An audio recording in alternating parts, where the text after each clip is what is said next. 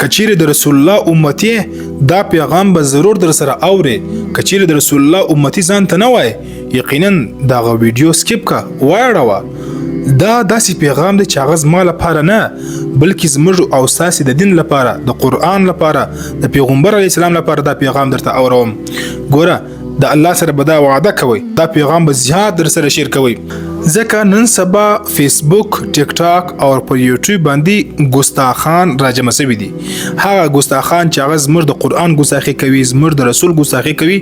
یو ځای قرآن ته اور اچولوي یا یو ځای قرآن په ګنده اوبو کې اچولوي یا د رسول الله صلی الله علیه وسلم د نوم ګستاخي کړي وي د هغه نه ویډیو جوړ کړي یا د هغه نه تصویر وباسي او بیا ورسره ولیکي چې ګوره مسلمانانو د خلکو د قرآن بې حرمتي کړې ده بې عزتي یې کړې توهین یې کړی دی تاسې دغه پوسټ یا دغه ویډیو مخ ته در سره شیر کړئ. نو وروره ساده مسلمانان هغه دا ویډیو مخ ته شیر کوي وګورئ قرآن ته اور اچولی دی وګورئ چا زموږ نبي ته ګستاخي کړې ده وګورئ چا زموږ دین ته ښکنځل کړي دي. و د الله بندګانو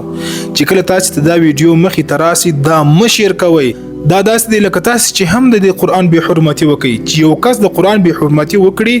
دغه ویډیو جوړ کړي نو تاسې مه شیر کوئ مخ ته. ولې دا خلک قصدن داسې کوي چې دا کم د کفارو مشران دي هغه دوی ته پر دې باندې ډېرې زیاتې پیسې ورکوي. ګوره چې کم څوک د قرآن بې حرمتي کوي یا د رسول الله صلی الله علیه وسلم توهین کوي ګستاخي کوي نو دغه ویډیو جوړ کړي بیا دغه پیج جوړ کړي دوی دا پیج دوی دا چینل هم په دې طریقه باندې مخ ته بیایي چې څومره زیات ویوز دې باندې راځي څومره دا ویډیو زیاته شیر کیږي دومره پیسې دوی ته زیاتې راځي. نن سبا په دې سوشل میډیا باندې خلک هم په دې طریقه باندې هم پیسې پیدا کوي. بیا خاص کر هغه د دین د اسلام دشمنان هغه په پیسو باندې دا خلک تیاروي چې تاسې د دین د اسلام خلاف ګستاخیانې کوئ دغه د خلاف پیجونه جوړوي ویډیو جوړوي چې څومره ستاسې ویډیو شیر کیږي چې څومره ستاسې ویډیو زیاته کتل کیږي دومره زیاتې پیسې به تاسې ته ملاویږي. نو ټول مسلمانانو ته دا وایم چې کم څوک د اسلام خلاف خبره کوي چې کم څوک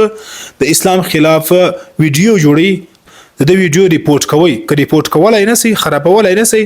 نو دا مخ ته شیر کوئ ما دا ویوز مو ورته پوره کوئ ګورئ ما